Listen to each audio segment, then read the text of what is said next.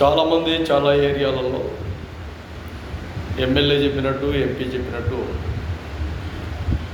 వాళ్ళకు ఎమ్మెల్యే బంధువులు కాదు, ఎంపీకి బంధువులు కాదు, సన్నిహితులు కాదు, స్నేహితులు కాదు.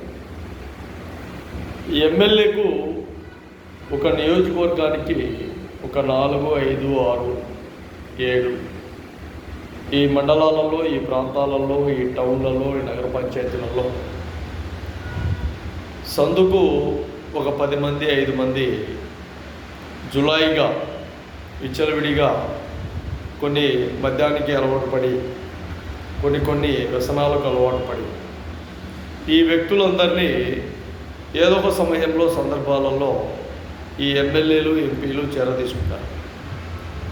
ఒక చోట వీళ్ళు కబ్జా చేయాలన్నా, ఒక ఇంటిని కూలదోయాలన్నా, ఒక పొలాన్ని ఆక్రమించుకోవాలన్నా, ఇంకొక ప్లాట్ను ఆక్రమించుకోవాలన్నా వీళ్లకు బువ్వ, నీళ్ళు, మందు, బిర్యానీ ఇవన్నీ ఓకే చేసి రెడీ చేసి వెంటనే ఉసిగొల్పి అక్కడ దౌర్జన్యం చేయకూడదు, నేను చూసుకుంటాను, పోలీసులతో నేను మాట్లాడతాను, అధికారులతో నేను మాట్లాడతాను అని ఉసిగొల్పేస్తాం.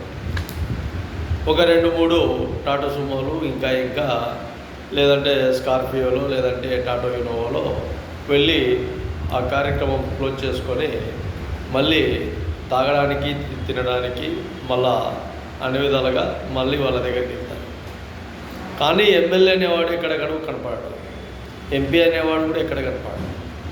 వాళ్ళ వ్యక్తులతో ఇవన్నీ పనులు చేయిస్తుంటారు. వాళ్ళు ఇవి గుర్తుపెట్టుకోకుండా, ఇవి గమనించకుండా అక్కడ దౌర్జన్యాలు చేసి, ఇక్కడ దౌర్జన్యాలు చేసి చివరికి మీరు జైల్లో పడితే, మీరు స్టేషన్లో పడితే, మీరు సబ్ జైళ్ళల్లో పడితే ఎవరు మీకు దిక్కు? బాగా ఆలోచన చేయండి. ఎవరు మీకు దిక్కు? మీకు ఎవరు రెస్పాన్సిబిలిటీ? రేపు మీకు బెయిల్ మీద ఎవరు విడిపిస్తారు? రేపు కోర్టుకు వెళ్తే మీకు లాయర్ని ఎవరు తీసుకుంటారు? అడ్వకేట్ ఎవరు ఉంటారు? మీ పైన మీ తరపున వాదించే లాయర్ ఎవరు ఉంటారు? ఇవన్నీ బాగా ఆలోచన చేయండి.